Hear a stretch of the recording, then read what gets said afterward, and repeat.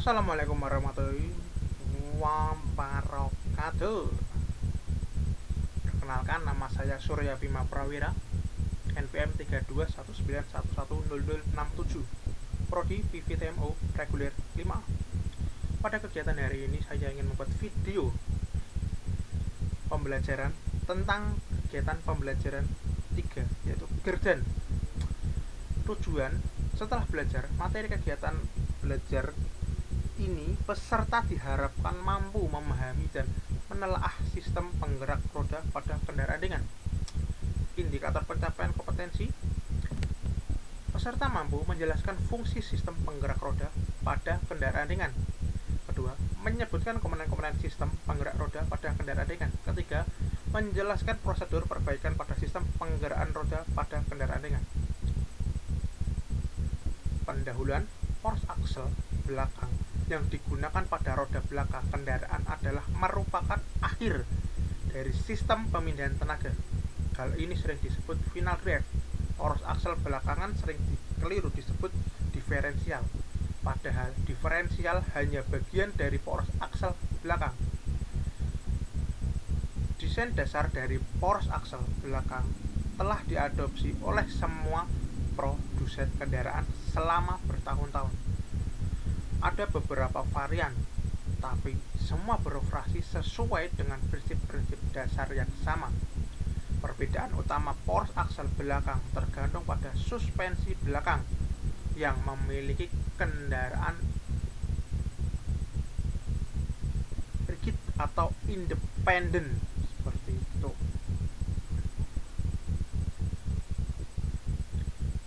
Ini adalah aksel suspensi rigid. Diferensial kaset ada di sini. Jadi pasangan lurus ini sama ini. Ini ada drift shaft, yaitu di depan. Ya, ini axle shaft, yaitu di samping untuk roda sebelah ini. Oke. Poros penggerak aksel meliputi unit diferensial, poros penggerak roda, dan poros dan rumah poros. Kegagalan bagian belakang yang poros bantalan kegagalan.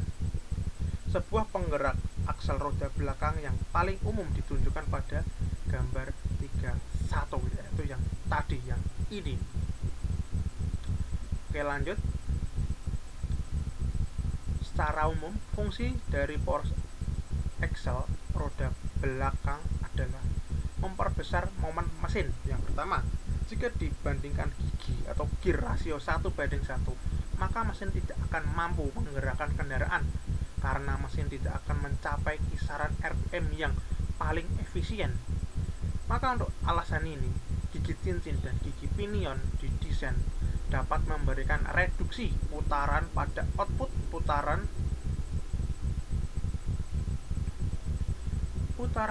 tersebut antara 2:1 sampai 2:5, tergantung pada ukuran mesin, kendaraan berat, dan tujuan menggunakan kendaraan.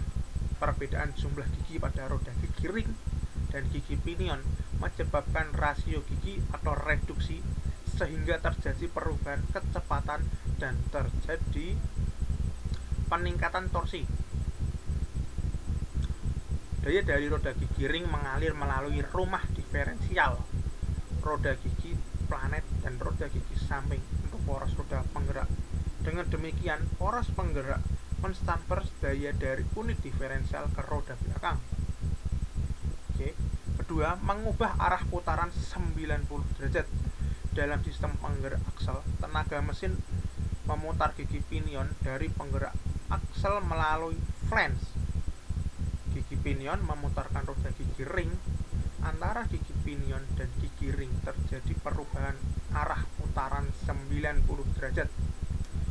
Ketiga, menyeimbangkan putaran antara roda kiri dan roda kanan pada saat kendaraan melintas belokan. Jika kendaraan melalui belokan, maka putaran roda-roda dalam satu poros akan berbeda, sehingga diperlukan suatu sistem yang dapat membuat perbedaan putaran antar poros kiri dan kanan jika kendaraan melintas belokan dan akan sama ketika kendaraan bergerak lurus. Terus konstruksi, ini adalah gambar dari konstruksi penggerak aksel.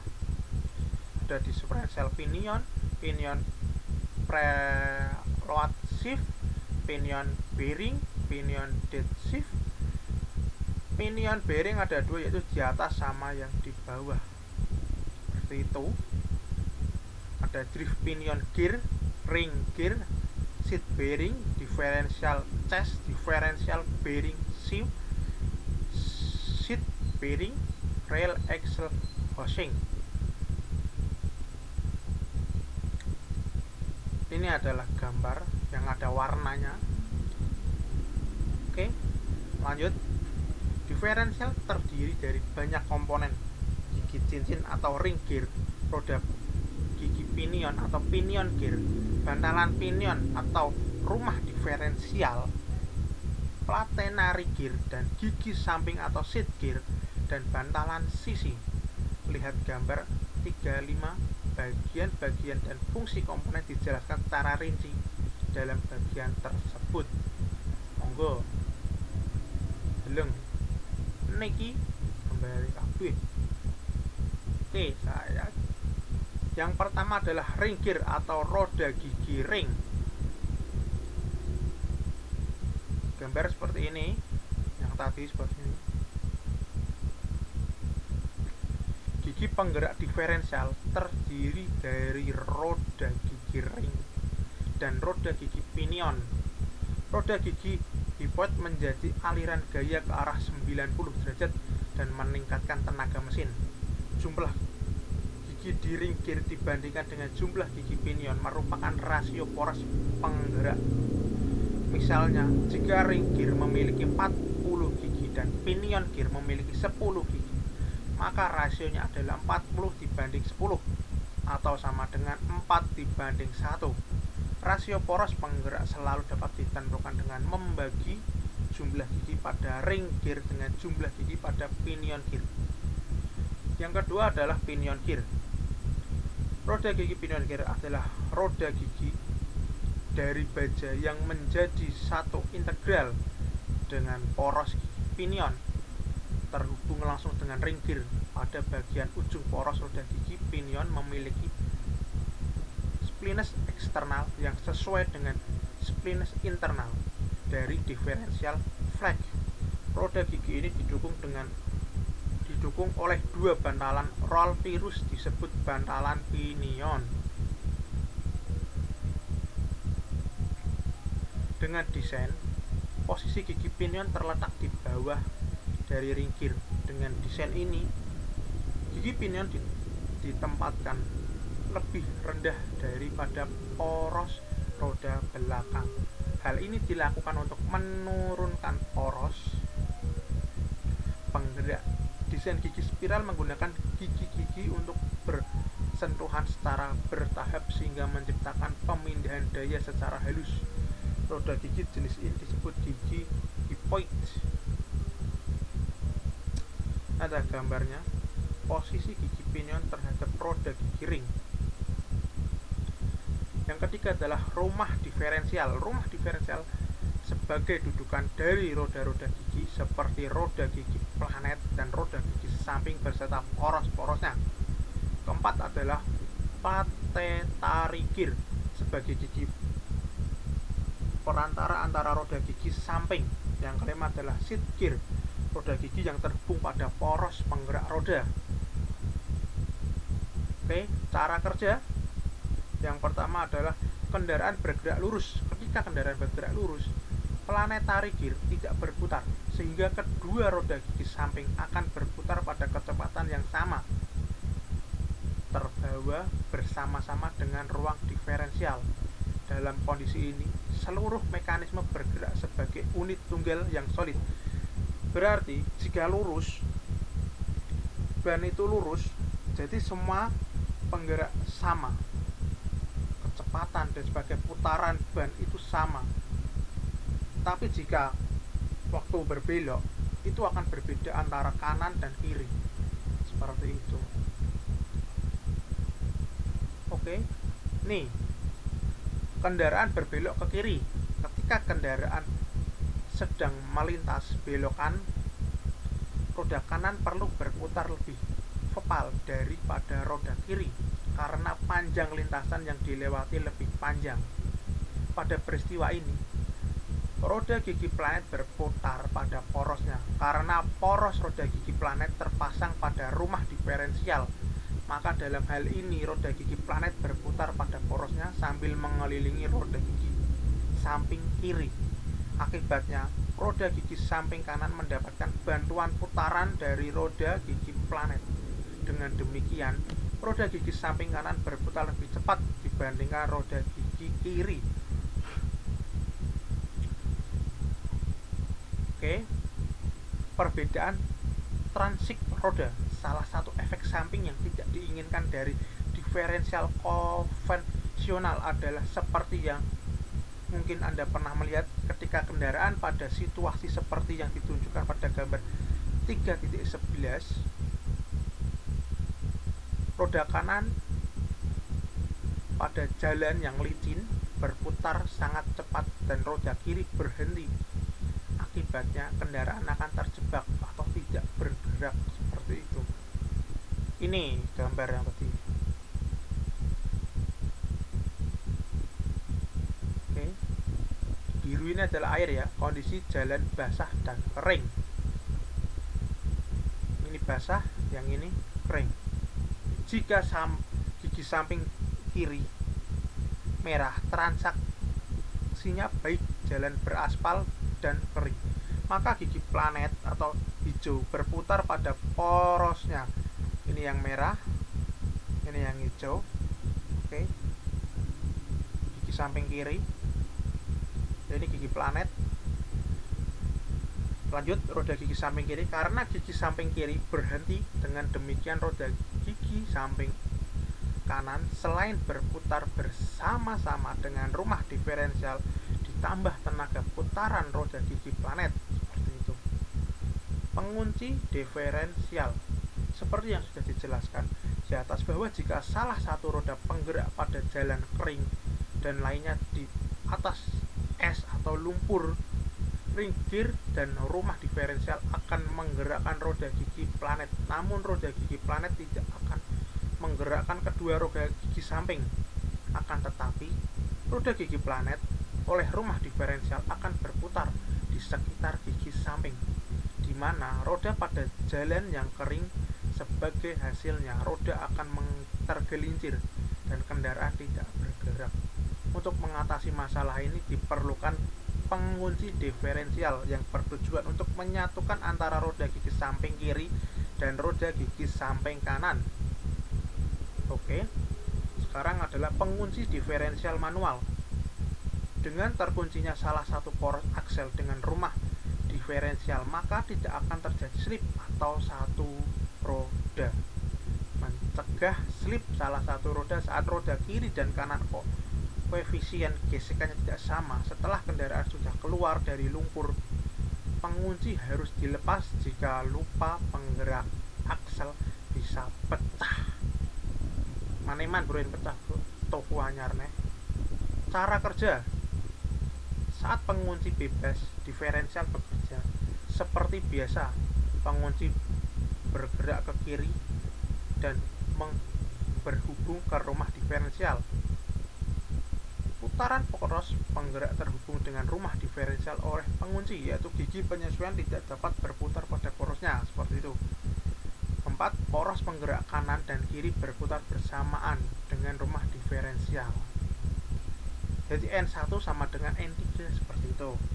Untuk melepas lengan didorong ke kanan, maka pengunci akan bergerak ke kiri melepas hubungan. Seperti itu. Yang penting bukan hubungan cinta antara kamu dan dia. Waduh, parah. Pengunci diferensial otomatis, kopling plat banyak. Oke, ini adalah gambarnya. Lanjut, cara kerja dari diferensial kopling plat banyak ditunjukkan pada gambar di bawah ini. Ketika kendaraan bergerak lurus ke depan, diferensial bekerja dengan cara yang sama sebagai diferensial standar.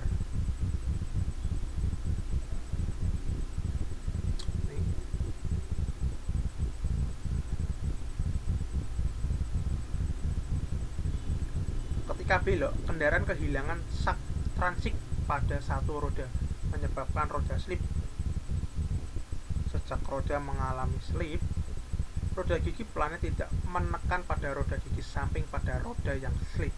Gigi samping juga tidak menekan ke arah rumah diferensial, dan plat-plat kopling pada roda yang slip tidak ditekan. Ketika terjadi slip yang besar, maka roda gigi samping menekan plat-plat kopling sehingga daya diberikan ke roda-roda secara merata. Kedua yaitu ratchet. Differential ratchet menggunakan serangkaian cam dan rem untuk mengarahkan daya ke roda dengan transit yang kecil. Cara kerja tergantung pada kecepatan relatif roda, bukan pada transit roda.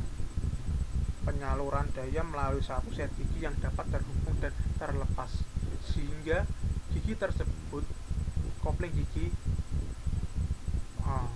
apa enak disebut yo, serangkaian cam dan rem menghubung dan melepaskan kopling gigi pada roda gigi samping dengan transit yang lebih kecil. Sebuah penak men iki maca iki ya Allah ono ae. Oke, yang ketiga adalah diferensial torsi. Torsi diferensial adalah penguncian diferensial menggunakan gearset yang kompleks. Prinsip mekanik dasar diferensial ini adalah bahwa sementara worms dapat memutar Bromwell tidak bisa memutar Brom.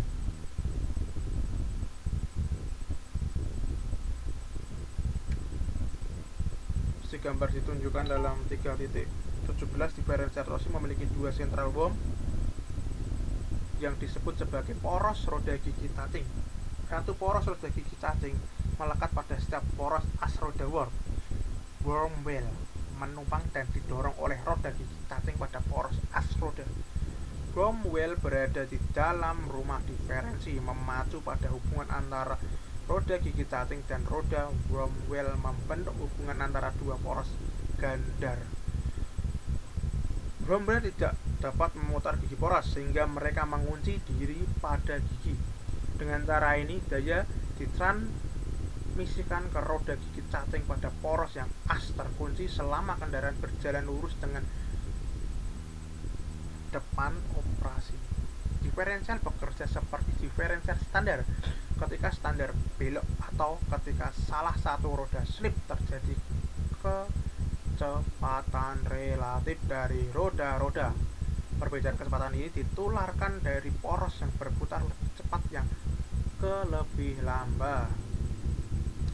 4 adalah pengunci diferensial hidrolik. Beberapa kendaraan model akhir memiliki penguncian diferensial yang dioperasikan oleh tekanan hidrolik yang disebut hydralock, varilock, atau sistem georotor.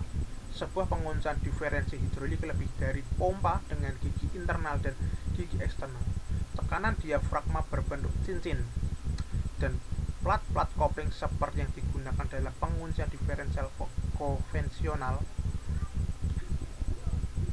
Tekanan minyak yang mengoperasikan sistem hidrolik berasal dari poros roda belakang. Minyak yang digunakan adalah sama juga digunakan untuk pelumasan poros belakang, dan juga hidrolik tidak terpisah dari komponen poros roda belakang lainnya.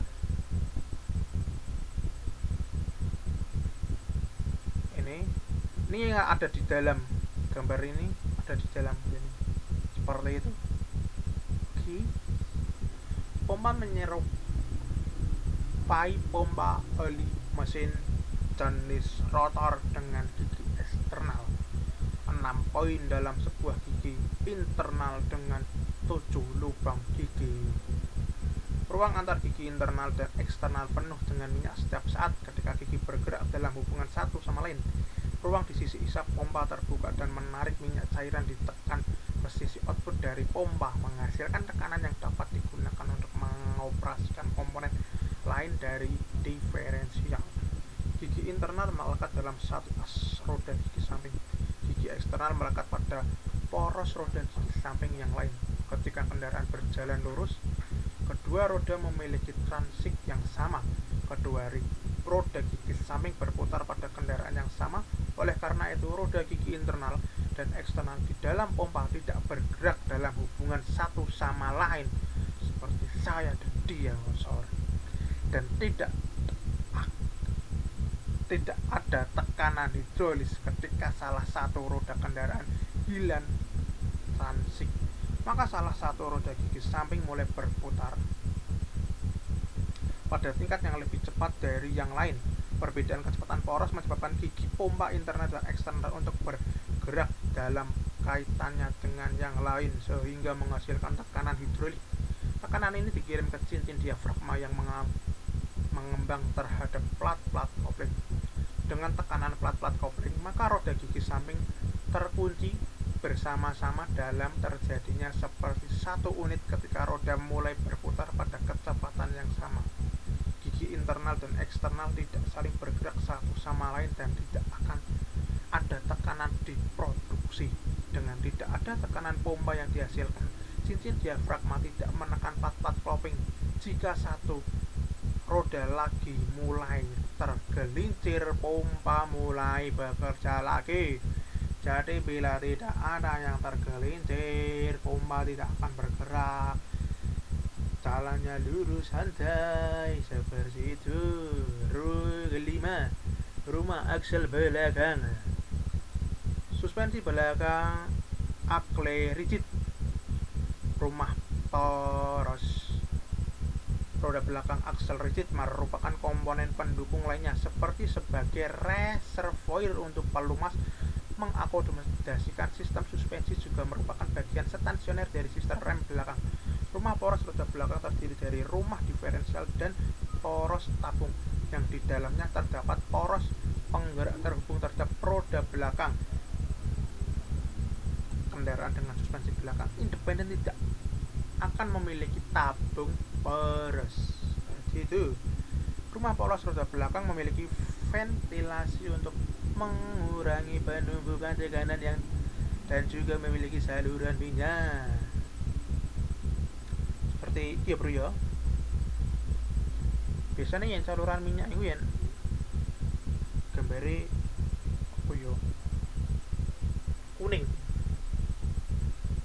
Kuning ya saluran minyak itu.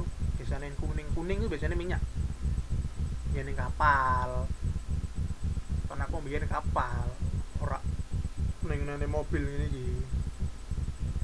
Oke, lanjut aksel banjo. Aksel banjo ini bukan gambare, Bro. Itu sing mburi ya lho, Bro. Nah. Rumah bantalan, kok sing mburi sing ngarep aku. Mburi ngarep yo. Ngarep.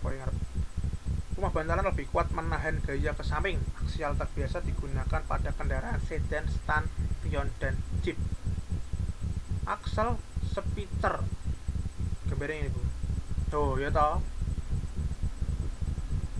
Jadi mau sing ngarep iki sing mburi. Rumah bantalan lebih kuat menahan gaya ke samping. Aksial roda corona jenis ini sering digunakan pada jeep dan truk.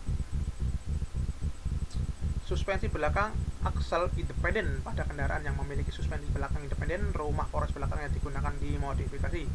Perhatikan bahwa rumah tidak memiliki tabung poros. Poros penggerak roda dapat memindahkan daya dengan sudut bervariasi beberapa derajat.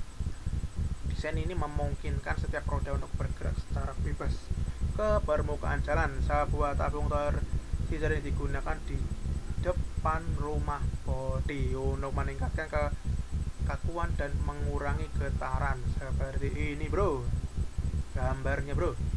Salah satu contoh untuk konstruksi tersebut adalah aksel terompet. Rumah bantalan merupakan satu kesatuan yang kokoh dengan rumah aksel. Jenis ini paling kuat menahan gaya ke samping atau aksel roda corona biasanya digunakan pada jenis kendaraan berat.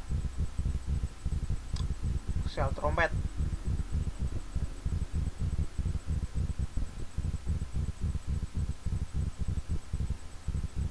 Oke, 6. Poros penggerak roda belakang. Poros penggerak roda belakang berfungsi mentransfer daya dari diferensial ke roda belakang. Ada dua jenis utama desain di poros penggerak adalah poros penggerak solid dan yang kedua adalah poros penggerak independen. Poros penggerak suspended rigid, setiap poros didukung dalam bantalan poros, disebut juga bantalan roda. Bantalan poros dipasang pada poros atau ditabung poros. Semi flocked-in axle, bantalan dipasang antara pipa aksel dengan poros penggerak aksel dan roda langsung dipasang pada ujung poros. Pada konstruksi ini poros penggerak memiliki beban vertikal, beban bodi dan muatannya, dan beban dari samping pada saat belok. Kedua adalah 3/4 floating, bantalan dipasang antara pipa aksel dengan roda dan poros penggerak aksel tidak langsung memikul berat kendaraan, maka berat kendaraan dan beban tidak diteruskan ke poros, tetapi gaya ke samping tetap membuat poros menjadi bengkok. Bila poros patah, roda masih ditahan oleh bantalan. Beban memikul full floating. Nah, roda terpasang kokoh pada pipa aksel melalui dua buah bantalan dan poros penggerak aksel hanya berfungsi menggerakkan atau memutar roda sehingga berat kendaraan seluruh dijamin atau dipikul oleh pipa aksel, tidak diteruskan oleh poros penggerak aksel. Gaya ke samping juga tidak diteruskan ke poros penggerak aksel. Konstruksi ini paling aman, baik karena poros penggerak tidak menahan berat dan gaya ke samping kendaraan mahal dan banyak digunakan pada mobil berat atau truk, bis. Poros penggerak suspensi independen. Poros penggerak suspensi independen yang digunakan pada kendaraan terdiri dari poros dengan sendi fleksibel. Sendi fleksibel memungkinkan setiap roda untuk menggerak secara independen dari bodi kendaraan satu sama lain. Gambari bro. Oke, lanjut. Aktivitas pembelajaran. Peserta diklat pembacaan dengan seksama uraian materi. Jika ada yang kurang jelas, peserta dapat bertanya mendiskusikan dengan fasilitator. Ki kon gawe bro. Oke. Untuk Anda yang melihat video ini, tolong nomor 1 dan nomor 2 nanti dikerjakan. Oke. Kirim kolom komentar saja jawabannya seperti itu. Udah kan? Cuma 2 soal, mudah bro. Sekian dari saya. Bila ada salah-salah kata, saya mohon maaf sebesar-besarnya. Assalamualaikum warahmatullahi wabarakatuh. See you again.